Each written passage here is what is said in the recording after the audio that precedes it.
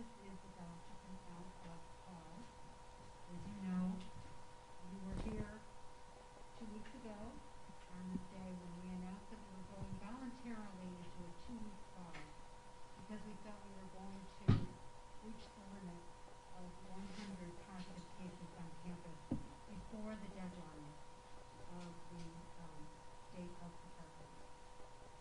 And in fact, we went on pause. And what that pause meant for us was that we were suspending in-person classes. Today, I announced that on Monday, with the approval of the Oswego County Health Department, we will be returning to in-person classes on Monday, October 6th. And we're very,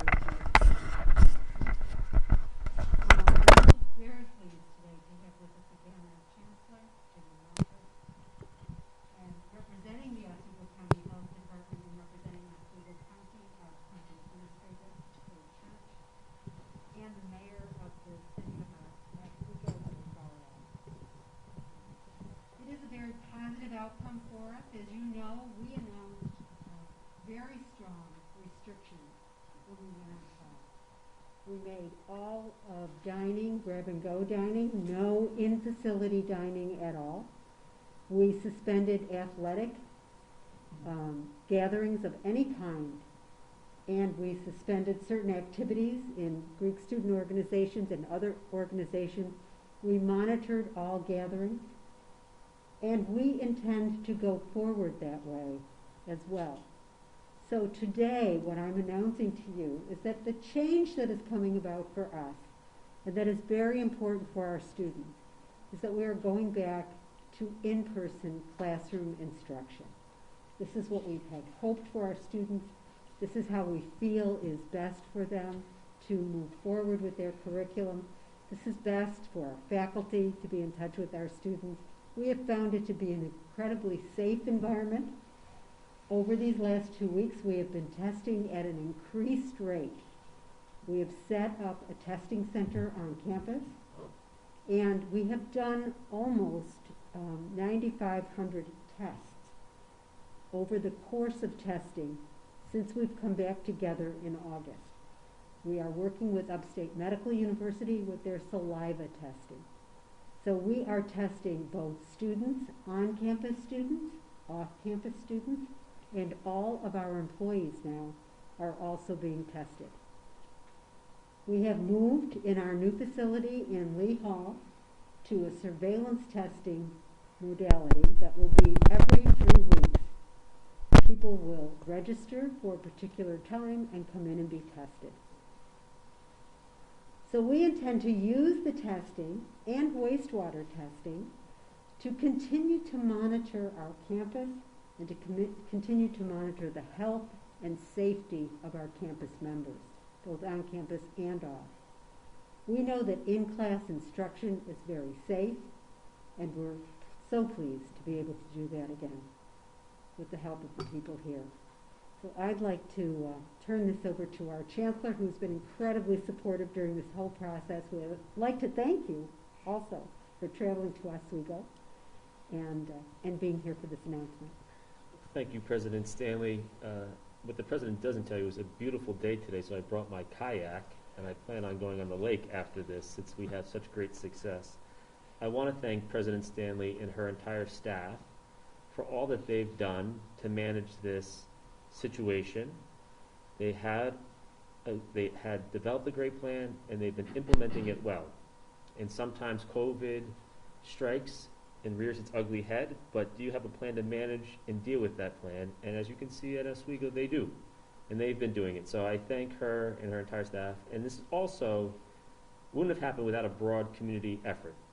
I want to thank Mayor Barlow, who has been steadfast in his support of the college.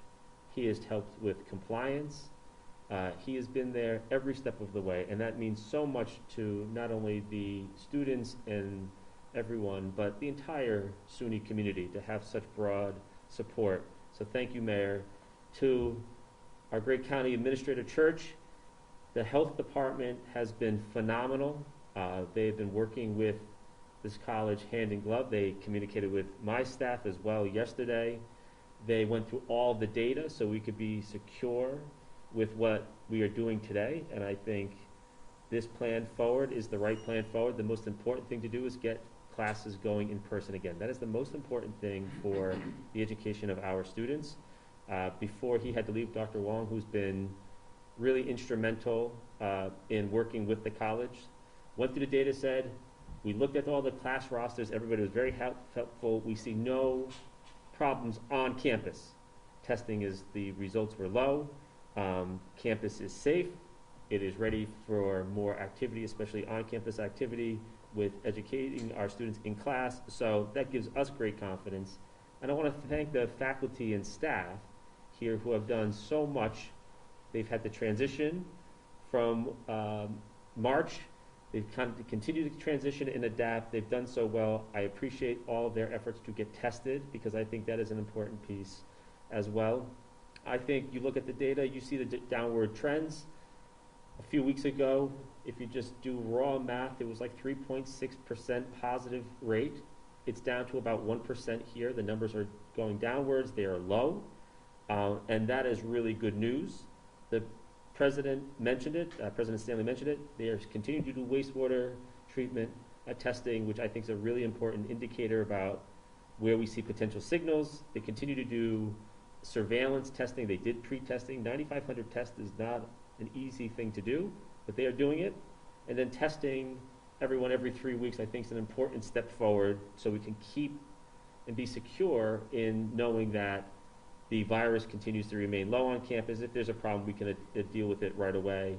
And then I think the compliance efforts here have been remarkable. There were some issues, but the mayor and the president joined together. They've done a lot of work together, and I want to thank the students. We have several students here today, Gabrielle Candela and Christopher Darby. It really is about the students.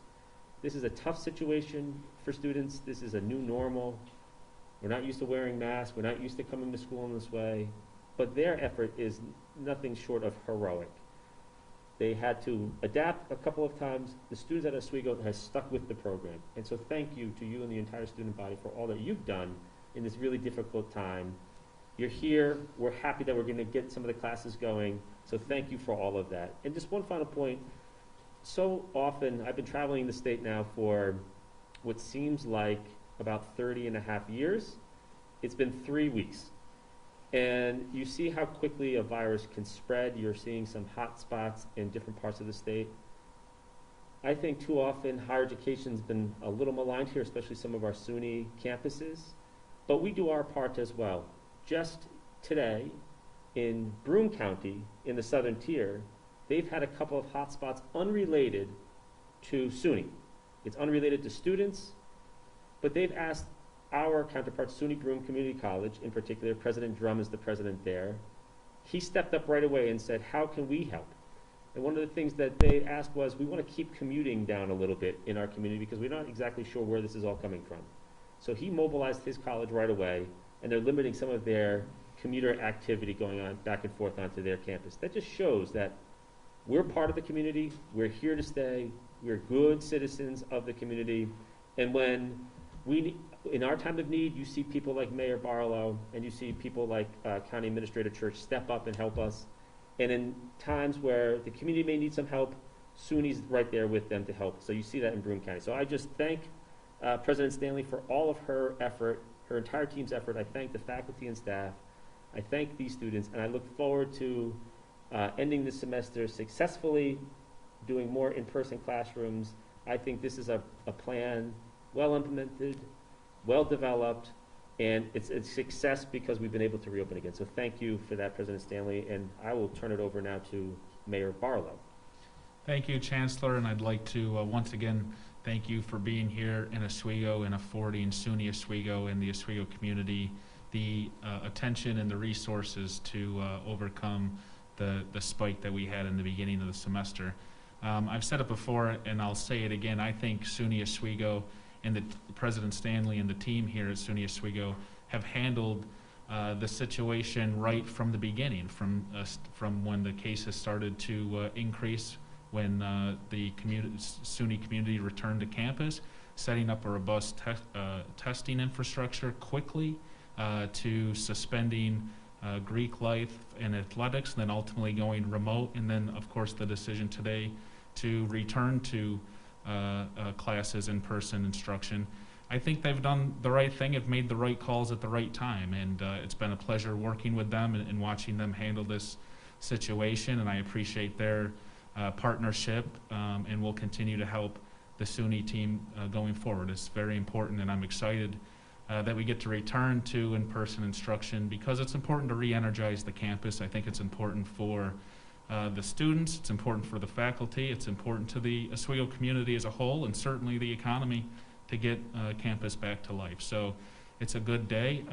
The last point I'd like to make is once the SUNY campus decided to go remote, back on August 21st, I announced that OPD would be doing aggressive off-campus social distancing details and mass gathering enforcement details. And we had some activity leading up to the decision to go remote, where we did in fact issue some tickets and make some arrests that we thought were necessary and appropriate at that time, given all the activity that was taking place off campus, and given the fact that some of the new cases were being attributed to off-campus activity. Since the president made the decision to go remote, there has not been another ticket issued, and in fact in the 2 weeks they were remote, there was one party that OPD had to break up. So there was one mass gathering, which means 99.9999% of the students out here at SUNY did the right thing and did their job, and they're responsible for being able to reopen 2 weeks later. So I commend them. They should be extremely proud of themselves. They did the right thing. But it shouldn't stop now. We have to keep going and keep doing the right thing to ensure we can stay open for the remainder of the semester. So as mayor, I'm grateful to have such great partners out here on campus, to have such a good partner and great guy in Chancellor Malatras. It's been, again, great working with them, and as long as we keep the teamwork up and encourage students to do the right thing and they continue to do the right thing, I think we'll have a successful rest of the semester, and looking forward to spring 2021. Thank you.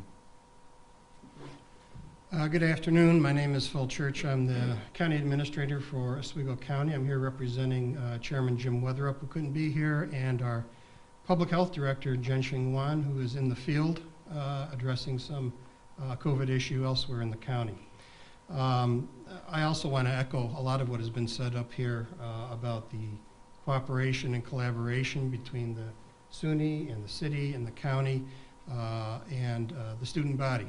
I want to commend the students for taking this seriously, and those that have, I want to encourage you to encourage your peers to continue. Just because the campus is opening doesn't mean we have to relax. Please maintain the social distancing, the mask wearing, the sanitation procedures. All of that is going to ensure that the good news of today will continue. I do want to confirm that in discussions with Jianxing Huan, the health department's monitoring and contact tracing of this confirms SUNY's decision, and we support it to go back to in-person classes. That does not seem to be a primary spread vector. It was the social aspects of college that seemed to spread it further. We have been working great together with the Campus Health Center, and as Chairman Weatherup has already done, I'm going to repeat, we commend the Chancellor and President Stanley for the decisions made here on pausing and the stricter enforcement. Also, Mayor Barlow and his folks at the city have done a great job in helping with the compliance, as he talked about.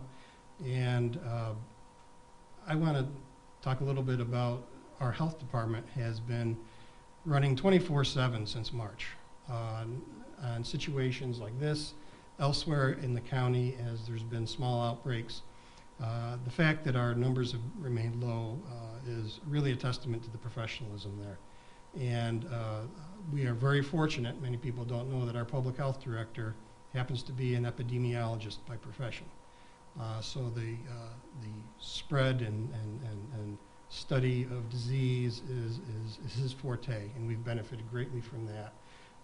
Not just the county, but the communities we serve, such as SUNY and the municipalities. So I want to thank Chancellor for coming here and helping us with this announcement. And I'll turn it back to Deborah Stanley for conclusion. Okay. I guess we will, we'd like to ask our students to Oh, yes. give Anything to some add? remarks, perhaps? You're the most important part of this whole thing. Yes. Yeah, I mean, I work with the telephone, so I do get a lot of calls from alumni. I speak to like over 100 alumni a day, and a lot of them do ask how are we handling things on campus. So as soon as the cases were rising here on campus, we was given a guideline and a plan right away, and a lot of alumni and students were happy to follow those protocols, and it has made all the difference. And I'm glad that we could serve as an example to others in the schools and others, to our community. We could serve as an example to follow and enforce protocols and procedures to protect one another. Thank you. Thank you. Definitely. I think that the most important thing is just how you're reacting to the situation. So, bad things happen, but I think the most important part is just taking everything seriously, following procedures and protocols in order to see our campus just go back to normal, because that's the most important thing here as a community. And from even just President Stanley down to the faculty, staff, students, how we're all reacting to this is just the most important part. And I think that the pause the past 2 weeks was a big wake-up call, and definitely just important to continue with the plan for the school, because we want to see,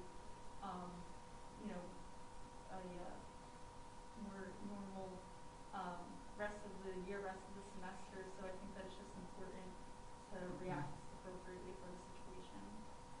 Thank you. This time we can take questions from the media. President Stanley, so what options do professors or students have if they don't feel safe going back to in-person classes? If they don't feel safe, Yes, because while numbers are low, they're not completely gone, right? So there is still COVID on campus. If you don't feel safe, are there classes that are half in person, half online? Is there any reaction from professors telling you anything about? we do not have reaction from professors at this time. Professors have expressed in some degree that they want to get back to the classroom. We know that the classroom is as safe. There's COVID everywhere in the world. So there really is not a retreat you can make anywhere, but we can make the environment safe, and we have. In the classroom, students and faculty are monitored more than anywhere else. Everyone wears a mask. Faculty members have the opportunity to stand behind polycarbonate if they choose to stand behind polycarbonate. We have modified classrooms to that extent. Students will be social distanced in the classroom. So it is a very safe, very monitored environment at this point. Yeah. And Oh, sorry.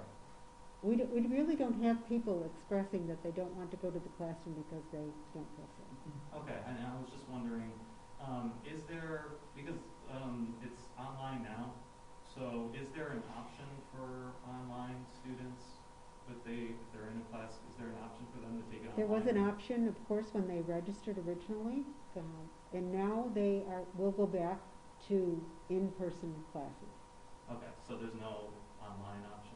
We're not making, well, in some classes there already is. I can't speak with a blanket statement about that. Some classroom professors have already decided that they will capture their lectures and make them available to their students, and that has been done all semester. Others can make assignments available in remote form. Others don't make assignments available in remote form.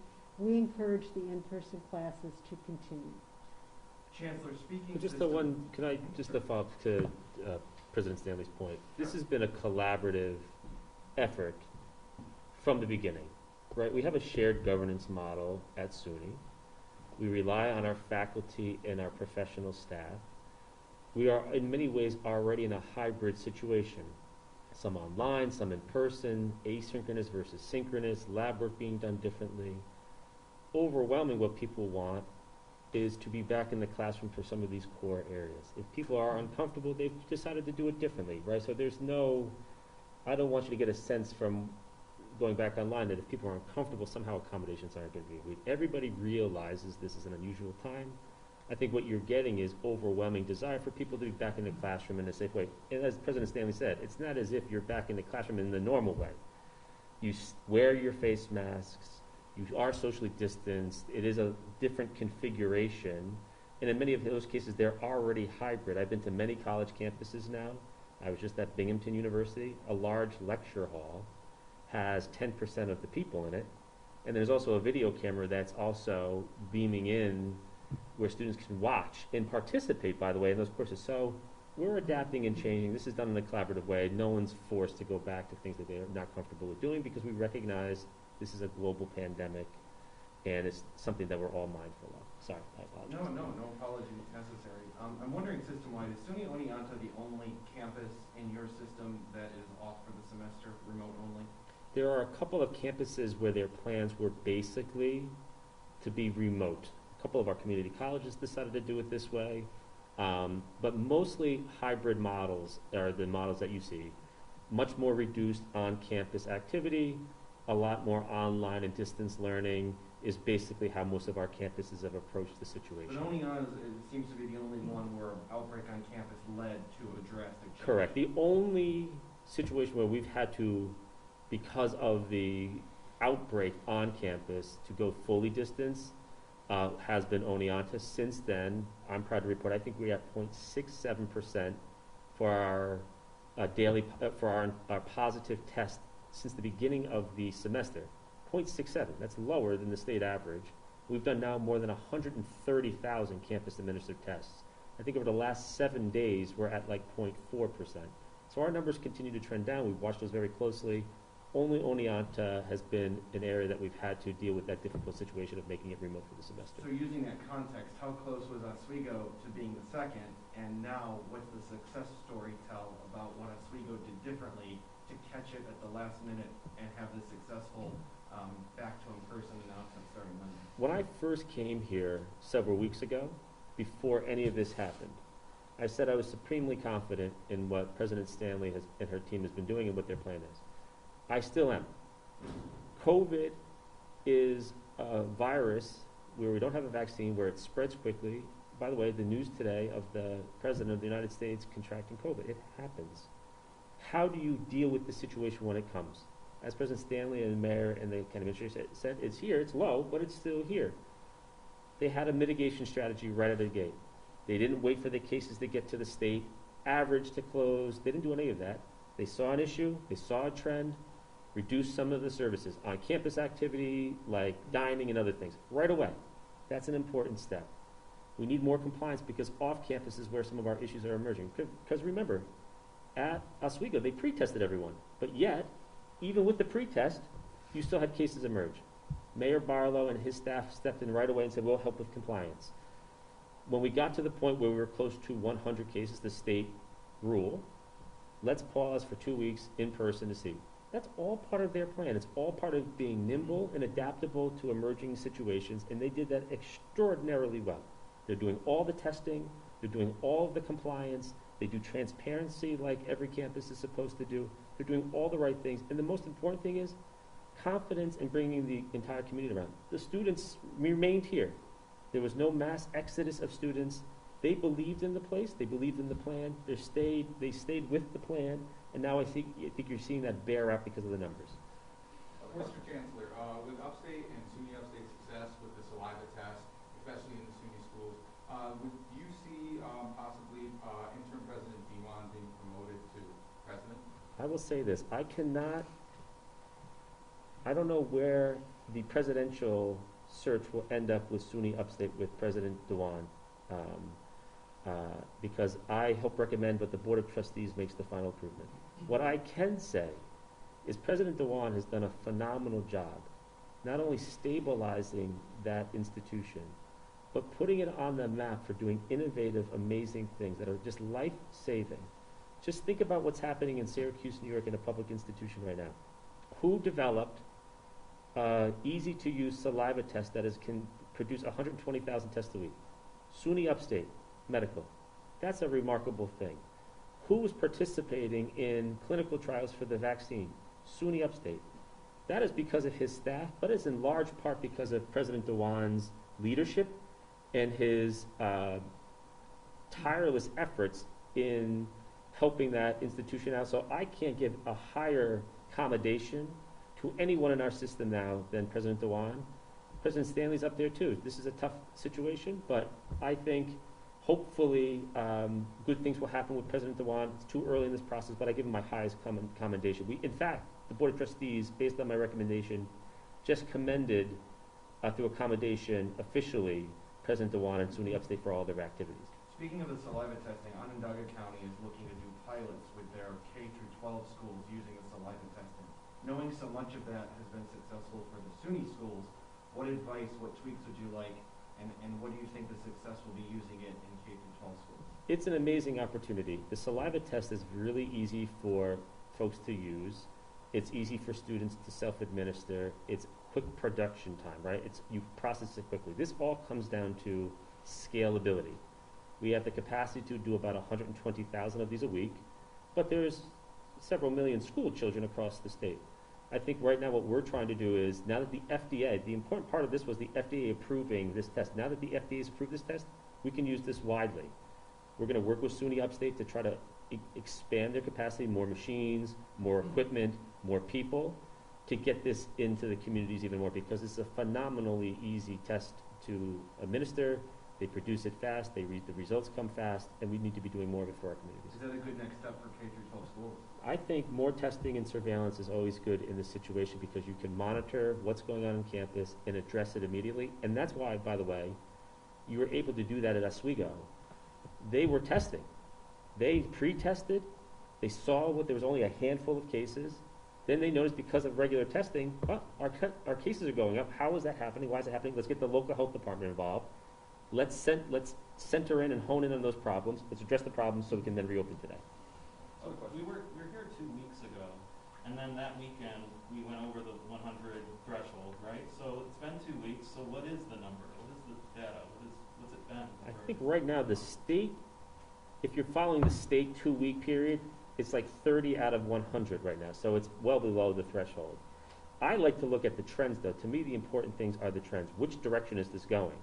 I looked at it, I think as of like 14 days ago, if you just take the campus administrators test, it was something around like 3.5, 3.6% positive. 7 days, it was like 2.2% positive. Today it's 1% positive. That's the direction you want to be going. That's the first piece. The second piece, which the county health department I think was an important point. Where are the cases coming from, right? They went then, took the test, and then looked at class rosters. Is it on campus or is it more off campus? Is there something going on there? We were comfortable with the campus-based approach because they realized it wasn't on campus. It wasn't coming, 0 faculty have tested positive, 0 staff have tested positive. It was some students limited mostly to off-campus activity. That's where Mayor Barlow jumps in and helps with the compliance. All of it's working together, trends are the right way. So we look at the trends as well because that gives you a sense of where you are directionally. And then you had mentioned before that that it was parties. Like this was the cause of kids getting together, parties. You guys feel free to contribute. Do you think the parties stopped? I think you take a 2-week pause, and it is a wake-up call, as Gabrielle said. And it's reinforced not by me, and not by President Stanley, and not by the mayor or county administrator. It's reinforced by the students who say, stop. I don't want to go home. I'm happy to be here. I'm glad to be back because March was a traumatic experience. We can't do those things. I have gotten more of that from campuses where the students are reinforcing the code than me. I can go around, by the way, I was the student at University of Albany, but in this time, I would be doing the same thing as Christopher and Gabrielle are doing because that's where you're getting the compliance. And you all reported this, as soon as the pause happened, students went on camera and they said to you, we want this to stop. We want to remain on campus. It's their desire to stay here, which has helped contain the situation, and I think that's why you saw more compliance. How many campuses have you been to in 3 weeks? I think I'm up around 23 or 24 campuses. How many masks do you have And from them? that doesn't mean, I've been to some campuses several times. This is my 4th time to Oswego. That's why I brought my kayak. I have many masks. All right, any other questions? President Stanley, a couple students voiced concerns to me that, they had to enter in their insurance, of course, to get their mandatory COVID tests, and their insurance are even actively saying that they're paying for it. Does SUNY Oswego provide this free to off-campus and on-campus students? I don't believe anyone's being charged for the test that we are administering on campus at this point. So even, as far as we know, even the insurance companies are not being charged.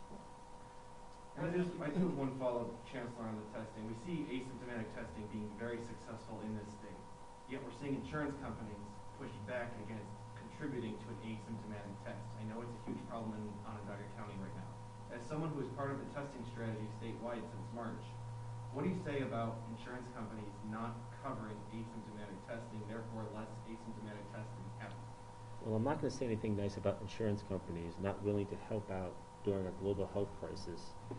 If college campuses, which are paying for the cost of this right now, can do it, and if students sometimes who go off campus before they came back and before we had wide surveillance testing can go and either do it through their insurance or pay an out-of-pocket cost, or if families across the state can do it, I think the insurance companies should try to help manage a crisis in the end, because sometimes it's not just about the money, it's about the public health and safety of everyone. But everybody I've been dealing with, to be completely honest with you, has stepped up big time. Researchers have stepped up big time. Companies have stepped up big time to help. Volunteers on the healthcare side have stepped up to administer a lot of these tests. Even insurance companies in some cases have changed some of the rules to allow more testing. I would hope the industry would follow the good behavior of their corporate citizens to do more in this crisis. President Stanley, are students, I know you said students are getting tested every few weeks as well as employees. Are they allowed to get tested more than those 3 weeks? They can get tested, not on campus. They probably will not, unless they ask for a test for a particular reason, which we will accommodate. We would like them to stay within the schedule because we have, it's a very robust schedule for our testing facilities.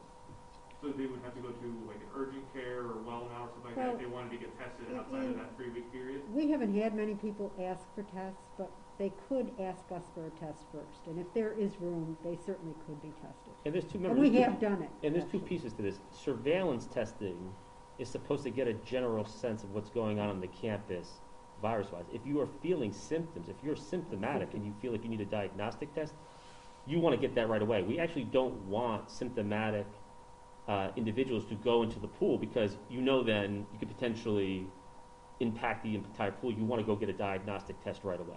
And they can do that through our health services. Correct. And that can be out of the testing center as well as a different kind of test. We would do that immediately for anyone. Question in the back? Yes. You said you were restarting classes on October 5th, correct? Okay. If for some reason the numbers rise again and you have to go online, will you stay with online classes for the rest of this semester? Well, I would hate to have to make that determination right now. I'm hoping very much that we get a lot of intelligence through our testing about what we have to do, if we have to change anything else that's going on right now, and we can keep within the boundaries to keep on face-to-face classes going on. Because, again, we don't feel that there's any transmission of the disease that way. But we want to keep the disease low on campus, so we want to move in whatever way we can to keep the spread low. I'd hate to have to do that, but we would have to do that. I don't know if that would mean, at some point, going back and forth might be difficult. All right, last question here. President, last time we were here, you said that you live on campus, and if you leave, you could have your card access revoked. Did that have to happen at all at the college? We didn't get to the card access. We did not do that in particular. But we do monitor, we do ask people to tell us if they're leaving. We do see when people leave the buildings and don't come back to the building. So we are monitoring it in some way. But it is not as tightly done as card access. Hey, County Administrator, Yeah. Church has a point. I wanted to follow up with your question on parties and whether the students took it seriously or not. So if you'd like a lighthearted testimonial, Yeah. I happen to live across the street from a fraternity. And this has been the most peaceful September I've had in 20 years. So yes, I give the students a lot of credit for taking this seriously. We can, between the state and SUNY and the city and the county, we can put in all the regulations and controls we want, but if the student body didn't take it seriously, we wouldn't have the success we have today. And that's why, in my remarks, I wanted to encourage them to continue. I have one more small question, if that's okay. So going off the card access, we saw in the SUNY emergency directive that Chancellor Malatras you put out, that if students don't fill out their health screening for 3 consecutive days, they can have their card access revoked. Is this like being monitored at SUNY Oswego as well? Like if a student forgets, say for 3 days to fill out their health screening, like one of the students who lives in the dorms? We haven't gotten to that, I don't think, at this point. So we I think will what she's saying, probably there's do no cases that have arisen that required the access based on not filling out the survey 3 days in a row, or 3 times, which is good. That means people are complying, that means students are doing everything in their power to continue to operate on campus. That's a good sign. All right, thank you all very much.